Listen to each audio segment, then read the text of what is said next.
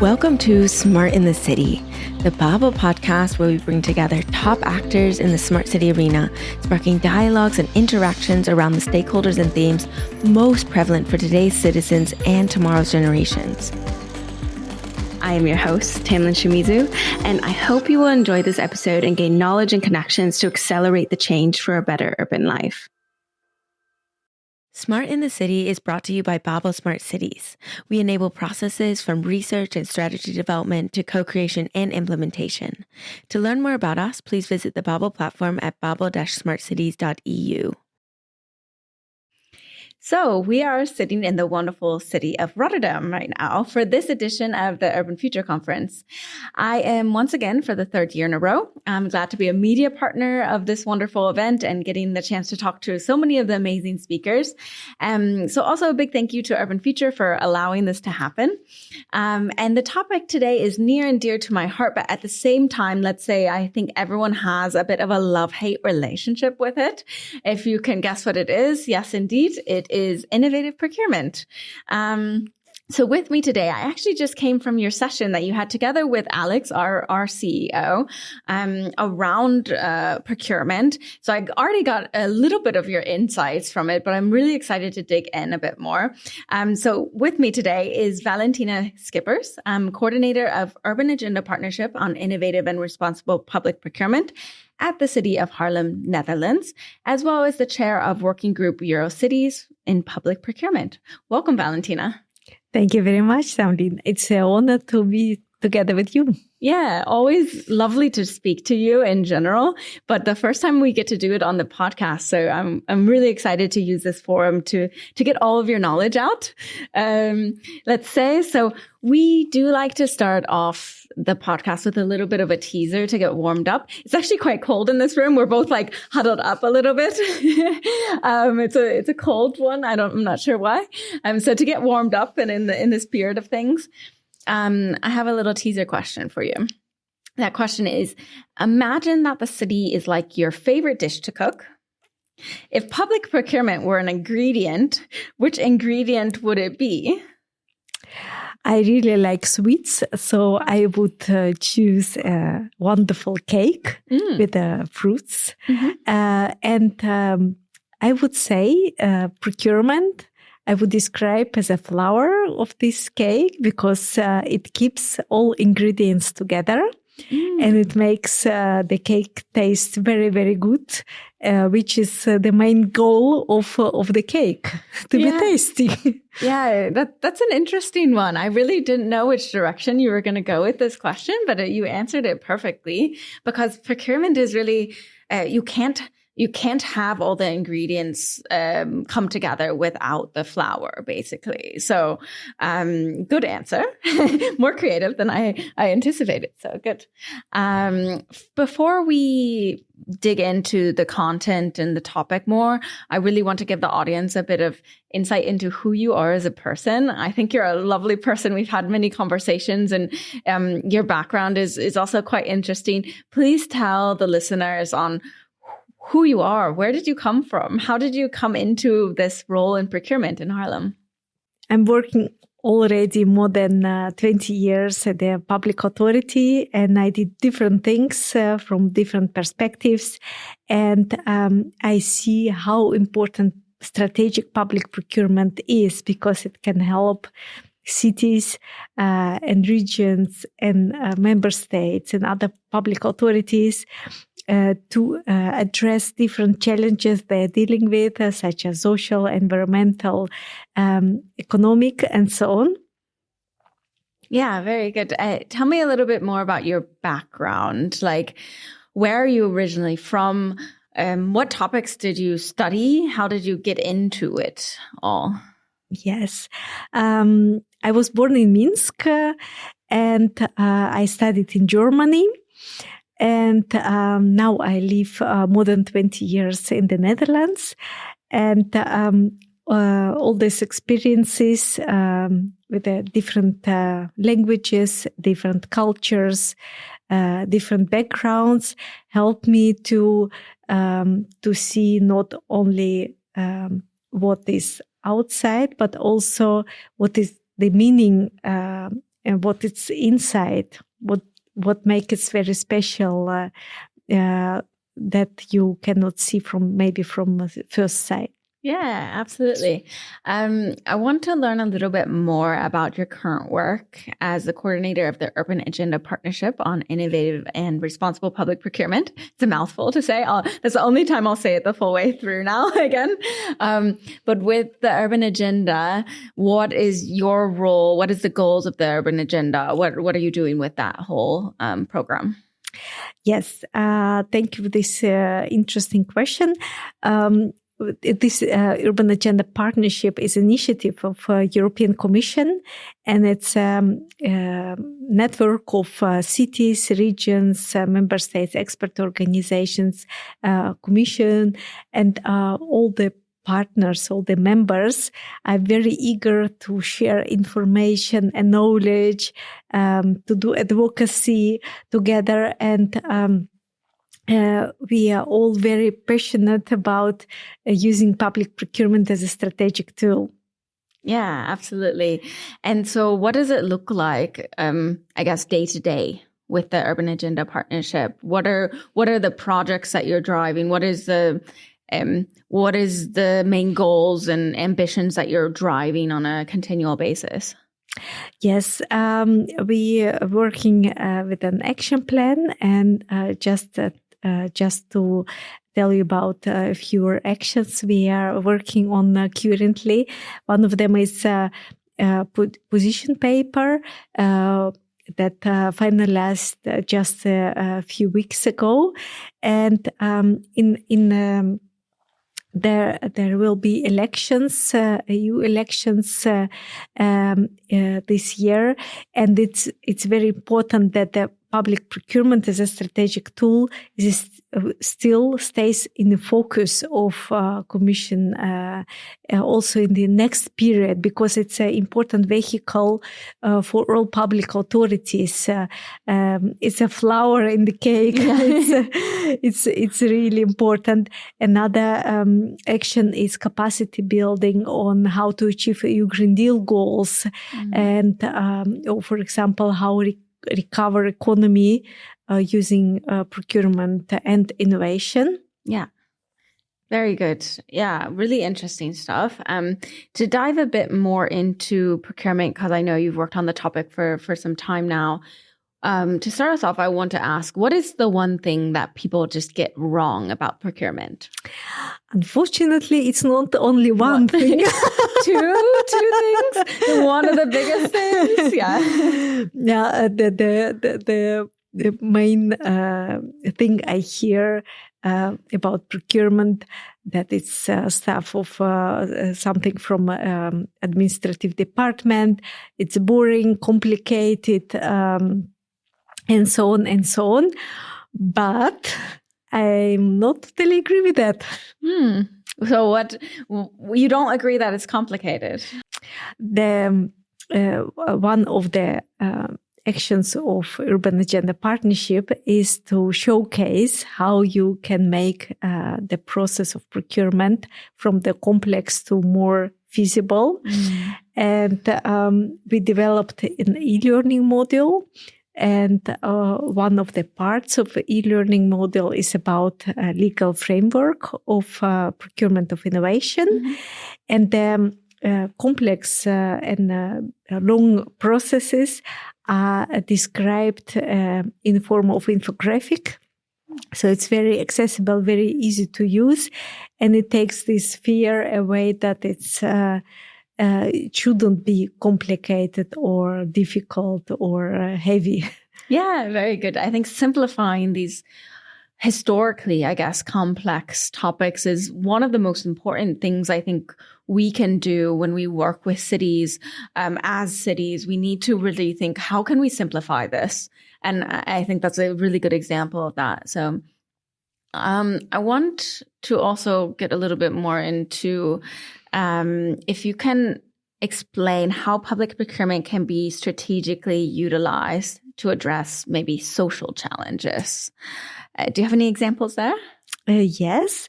For example, you could use public procurement in order to create new jobs and internships for people with a distance to labor market. You can also stress gender equality and to improve the equality compared to the current situation. You can also do some impact on reintegration or helping refugees to learn language and to become a part of the environment and society, and also to learn more about how does it work in certain country. Yeah, really good examples. So from your experience, you've seen many, many case studies of probably public authorities using procurement in poor ways, maybe, and also some really good best practices as well that you thought, wow, those are what we should be doing in procurement, and we need to get those lessons out there to more cities.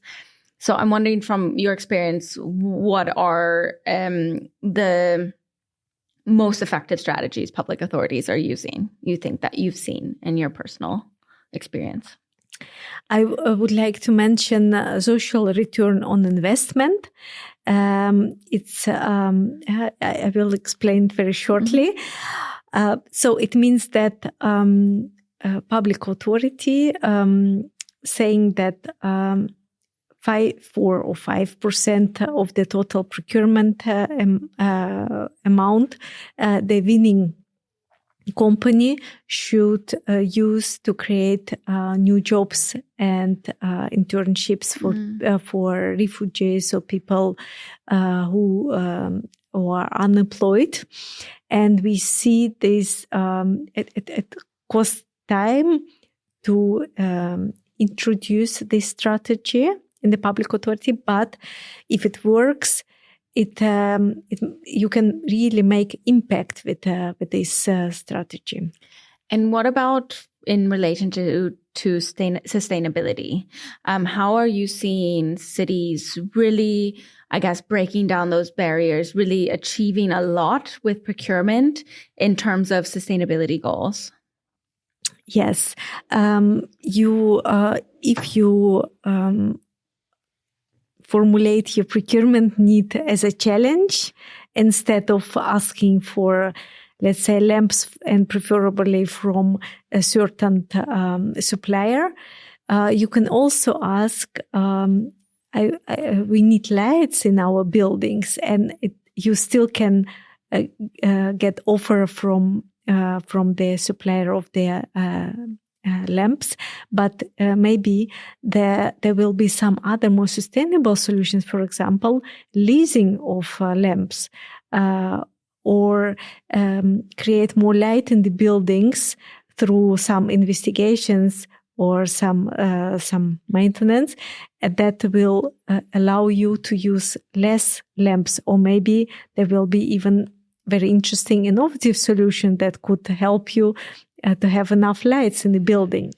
Yeah, exactly. I think with our work at Babel, we consistently see that because we work in really this innovation scope, that what's happening so frequently, and so many companies come to us and tell us this on a daily basis, that everything, they're a startup, for example, or scale up, or usually a relatively young company, and they're saying, okay, this city is interested. They need what my product has, and we've determined that. But now they're going to go into procurement, and it's going to take like a year or more to actually finish procurement. What are you seeing as the main strategies to speed that process?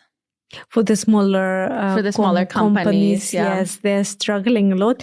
I think what public authority should do more than we do now is to stay in conversation with the market parties, and also using kind of thermometer to see what they need to do their work and to deliver innovative and good solutions.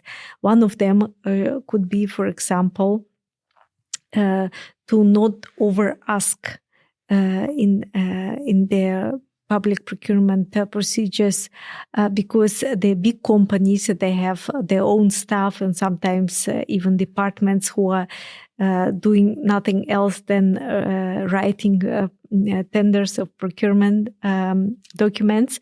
And the small and medium enterprises and startups, they do not have that staff. So it's sometimes not feasible for them to join. So this, there more simplicity in what you're asking as a public authority is very important. And another thing is also, you could also choose to split your procurement in smaller lots and would allow in this way also to participate for small and medium enterprises. Yeah, really good tips there. I think we need to be looking at ways that we can include smaller companies in the discussion and getting them hooked up with the needs of cities. So what do you think are the most common obstacles that public authorities are facing? So, for example, if they want to improve their procurement process, what obstacles are they facing to be able to do that? I think it starts with a commitment of local politicians or politicians, managers, directors, because if they understand the importance of public procurement as a strategic tool, it helps a lot. Another also more behavior thing in organization is to create possibility to have ambassadors for sustainable, green, circular, climate adaptive, social, responsible procurement. And it helps people in organization to understand how important it is. Just to providing examples, just to describe it as an exciting instrument. Yeah. Do you think there's still a large percentage of people who don't actually understand the power of procurement within local government? Unfortunately, a lot on different levels, from decision makers to procurers and everything in between. And you ask me about obstacles, but one of the important obstacles is also maybe especially for small and medium cities, towns in Europe, is that the people who are doing procurement, they have so high workload that they don't even have time often to think about more strategic use of it, to put more sustainability and social etc. criteria. They are happy. And sometimes they unfortunately copy paste from the previous procurement. So this is the issue, unfortunately. I had a random question. When you said copy and paste, I was thinking, are people using AI now to write a lot of this too? What do you know about any experiences there? Not on the large scale, more like funny experimentation. But actually, if public authorities would like maybe to copy paste from the best practices, they search for them in their networks and try to reuse it. And there is also a lot of data and e-learning models and resource data banks with interesting information they could use. Yeah. Cool. I'm just using ChatGPT so much. I think everyone is starting to use it so much in their daily work. So I can imagine it has quite some applications in procurement, although I think a lot of implications as well that we have to be careful of course. So basically, I want to look a little bit at the impact, because I think you brought to the table that there's a lot of people who still don't understand the impact that utilizing procurement as a tool can have on the city and the lives and in the ecosystem overall.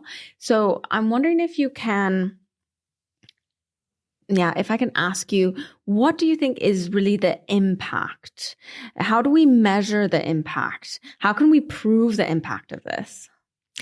Yes. When you ask about the impact, it's a bit tricky because you, of course, can use different KPIs. For example, for social responsible public procurement, you could say, okay, I can count number of jobs that have been created using social responsible public procurement as a strategic tool.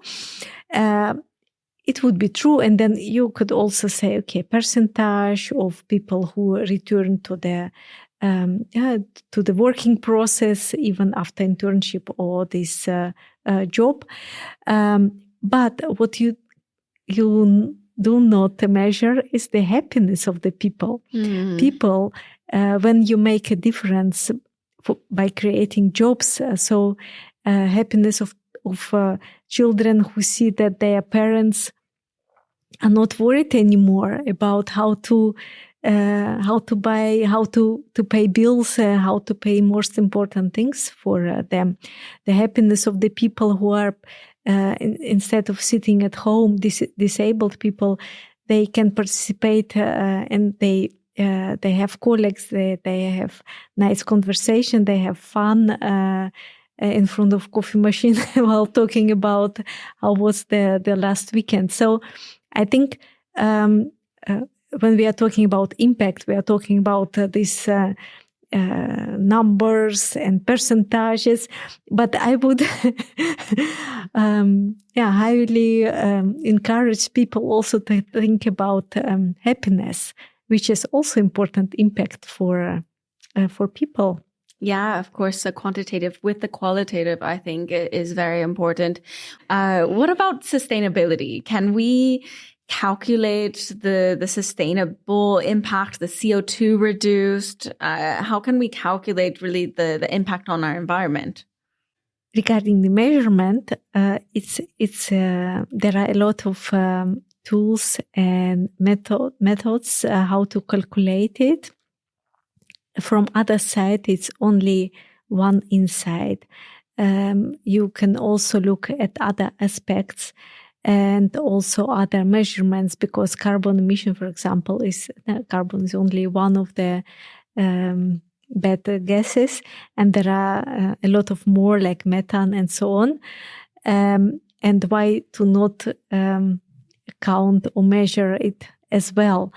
So I think a lot of public authorities struggling with what to use. I think the truth is important to choose a tool or method that suits to your public authority and also to your to capacity you have to measure, because it also costs time to measure or to analyze and to monitor the data. And there is a lot of out there. European Commission do a lot and publish also different kinds of possibilities and measurements.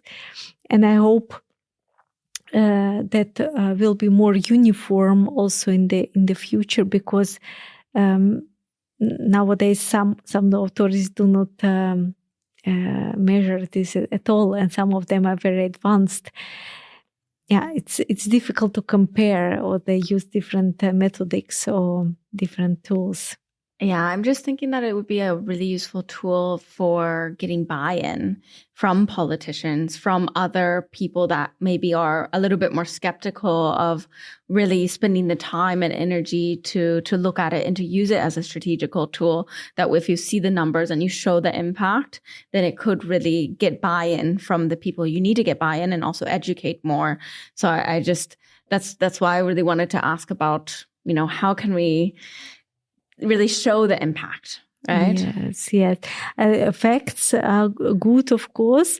But I think also telling a story, it could help them to understand how important it is.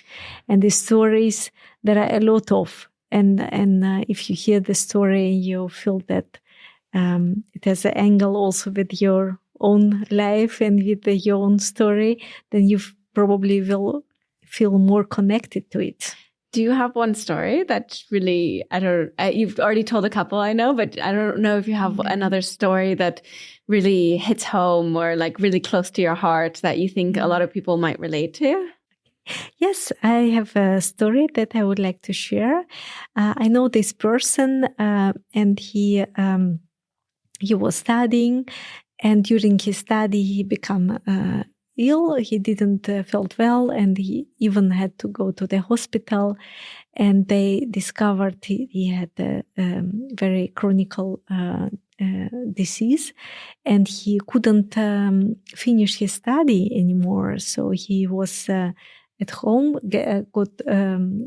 He went back to his parents' place, and he couldn't work. And the doctor said, yeah, probably you will never be able to work or to study in the future at all. And in the first months, a lot of student friends visited him, and it was very nice.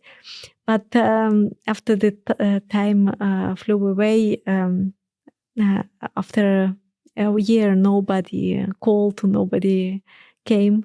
So he became also quite a lonely person, and without friends, that the world become very, very small for him as well. And then the possibility occurred to start to work. And the doctor said, I don't expect it's possible more than 4 hours a week. So, and when this person was started, was also one of the possibilities through procurement strategic tool as well. And he came, and he had colleagues around him, and he felt he is needed again. So he told me he feel happy, and he is very, very thankful that he can join this working process again, to be part of the community. And then after a few months, he told me, yes, I would like to work more hours. So he started to work more, and he could achieve 12 hours a week without he started to feel he's better as well. So his health was improved as well because of his happiness. So instead of 4 hours maximum, he worked 12 hours a week, which is great. And not lonely anymore, and a happy person. Good. I'm really glad to hear that, and thanks so much for telling that story. To play devil's advocate a little bit now, critics sometimes might argue that socially responsible or sustainable procurement can lead to higher costs, possibly. Maybe it takes more time, increasing complexity. How do you respond to concerns that prioritizing these values might place an undue financial burden on public authorities, which could potentially limit their ability to deliver essential services, for example? Yes, it do not need to be more expensive. And if you take, for example, social return on investment, it's the companies who win the tender, they have to realize all those internships and additional working places within the procurement budget. So it means that it's not 100% of the amount plus 4 or 5%, but this 4 or 5% they have to spend to create new jobs and internships is included in the total procurement amount. So it means that it's not more expensive than you should think. Yeah, so it's really, in practice, it's really not more expensive, and then in practice it also is having a higher return, right? Would be your argument. Good. So before we go into our segment, we talked a lot about procurement, but we didn't talk a lot about your city. And so I want to ask you if you can tell us anything else about Haarlem. Like, what is the main challenge you think in your city, or main challenges in your city? Can you elaborate a bit more on about it? Yes. Our challenges are energy transition, sustainable mobility. It's also transition to circular economy, to be more social, and to make more impact. Yeah, absolutely. And in Haarlem, just so people know, right, is outside of Amsterdam, so the smaller kind of city from Amsterdam. How is your relation with Amsterdam? Can you, set the scene a little bit there? Yes. City of Haarlem is part of Metropolis region of Amsterdam, and Metropolis region of Amsterdam counts 35 organizations, 32 cities and towns around Amsterdam, 2 provinces and 1 public transport company. And altogether we have also a joint strategy, also regarding circularity and sustainability. And the city of Haarlem, it's a mid-sized city, but it's also capital of the province of North Holland. So no, not everyone know that outside of Netherlands, of course. But we play a central role, and also front runner, and trying to be a good example for other cities. Yeah, wonderful. I've actually been a couple times, I think, to Haarlem, and I really, really enjoyed it. So, but before we go into our segment and our last question, I like to give you the open floor, because I feel I can ask you many questions, but there's oftentimes things that I miss, and things that you think maybe the audience really should know that we didn't yet talk about. Do you have anything that you really want the listeners to know? Yes, sure. Thank you so much. I would like also to mention that how important not only procurement itself, but also pre-procurement, market consultations, because then the market, what you can ask, and this is the win-win situation for the companies, because they know more details and they know how to respond, and win situation for the municipality, because you know what to ask, how to ask, and you know what is out there. And also after procurement is very, very important. And I mean contract management and monitoring, because you could do wonderful procurement itself, but if you never monitor or not look after your contracts and what you were promised indeed created or achieved, then it doesn't make any sense. Yeah, very good words and good reminders as well. So with that, we're going to move to a segment. It's a relatively new segment, and it's called Top or Flop. Top or Flop? Respond quickly with your positive or negative review on a variety of topics. So I ask you top or flop, and we'll just go through them quickly. And then at the end, if you want to describe or explain anything, you can. Okay? Are you ready? Yes. Okay. Yes, I am. Okay, good. Okay, top or flop? Relying solely on biking for transportation around Haarlem. Top. Okay. Adopting AI-driven procurement systems for better efficiency. Top. Entering into long-term contracts exclusively with suppliers who meet high sustainability standards. Top. Allowing communities members to have a say in procurement decisions. Top. Implementing policies that give preference to local vendors. Flop. Urban Future Conference. Top. Good. I realized I asked you questions that I thought you would mostly say top two, but you did have one flop, which was implementing policies that give preference to local vendors. So you think, and this is a topic actually that's quite interesting as well, around international vendors versus local vendors.